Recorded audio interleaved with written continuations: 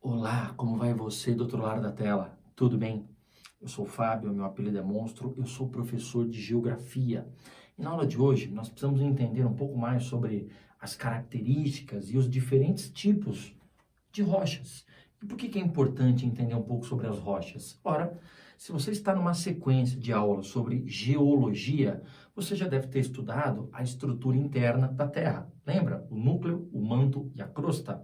O núcleo interno e externo, o manto inferior e o manto superior, constituído por magma. Lembra lá no manto inferior, onde ocorrem as correntes de convecção magmática? E a crosta, que é a estrutura rígida, mais externa, mais fininha da estrutura interna da Terra. Pois bem, ó, litosfera, a palavra lito significa rocha. Litosfera é a camada rígida, é a camada rochosa, que engloba a crosta e engloba a porção superior do manto superior.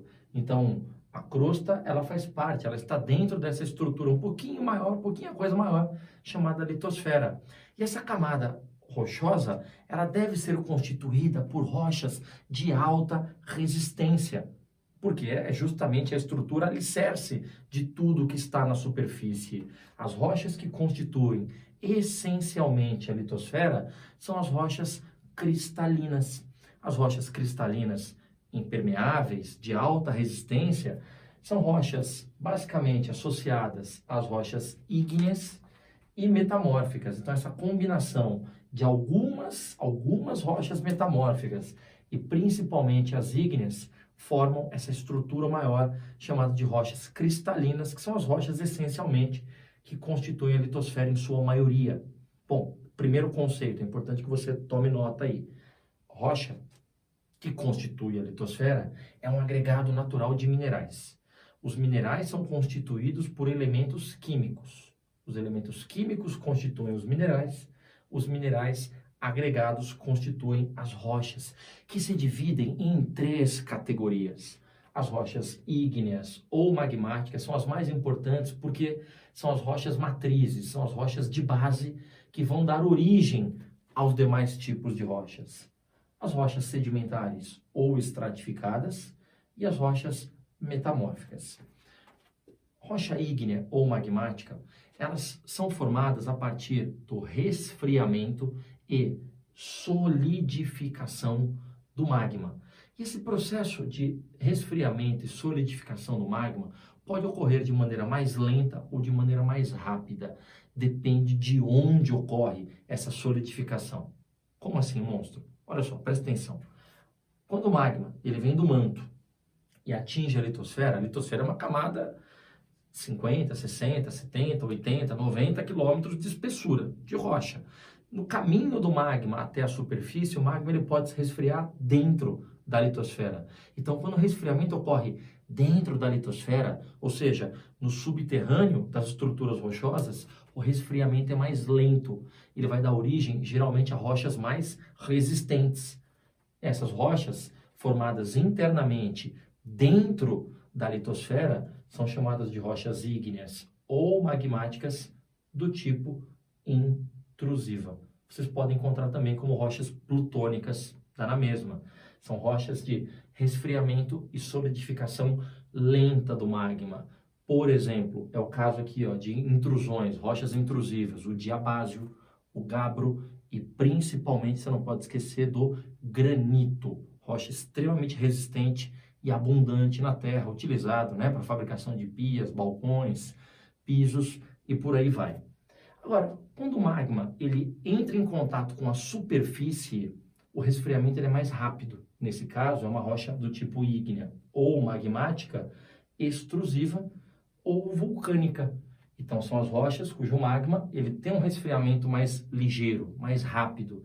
É o caso, por exemplo, da pedra pómez e principalmente do basalto, que eu não sei se você conhece. O basalto é uma rocha dominante em grande quantidade no interior do estado de São Paulo e que vai dar origem a um solo vulcânico de alta fertilidade, porque é uma rocha vulcânica que, quando sofre a ação do intemperismo, ela dá origem a esses solos férteis chamados de terra roxa, típicos do interior do estado de São Paulo, né? o vestibular da Unicamp já também usou esse termo, já falou sobre a terra roxa, só usou um termo mais técnico, chamado de nitossolo, N-I-T-O, nitossolo, ou terra roxa, solos de alta fertilidade, obtidos a partir do basalto, rocha extrusiva. Com relação às rochas sedimentares ou estratificadas, presta bem atenção, elas estão 100% associadas a bacias sedimentares. Toda rocha sedimentar está dentro de uma bacia sedimentar. Bacia sedimentar são estruturas marcadas pela deposição e pelo acúmulo de sedimentos. Então, toda a área onde predomina a sedimentação é uma bacia sedimentar. Pode ser o fundo do mar, pode ser o fundo de um lago, o fundo de um rio, ou mesmo aqui no continente, tanto faz.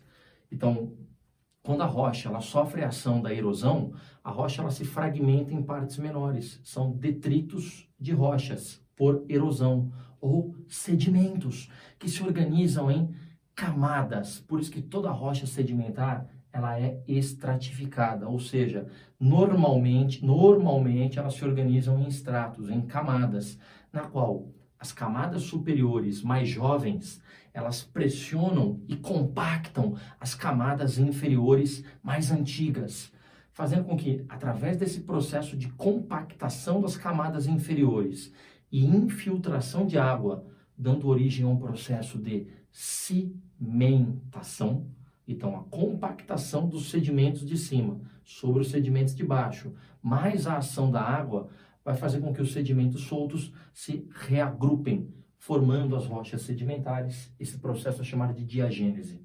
Então, peraí, a solidificação do magma dá origem à rocha ígnea. A diagênese ou a litificação vão dar origem às rochas sedimentares. É compactação, repito, e a ação da água, cimentação, fazendo com que os sedimentos eles voltem a se reagregar nas camadas mais inferiores, tá bom? Vamos lembrar que essas rochas, de novo, insisto, normalmente são organizadas em camadas e são porosas.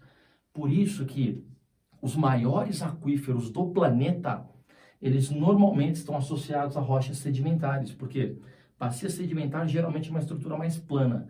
Como a estrutura ela é porosa, então ela é um excelente estoque de água subterrânea. Os maiores aquíferos do mundo geralmente estão associados a esse tipo de rocha.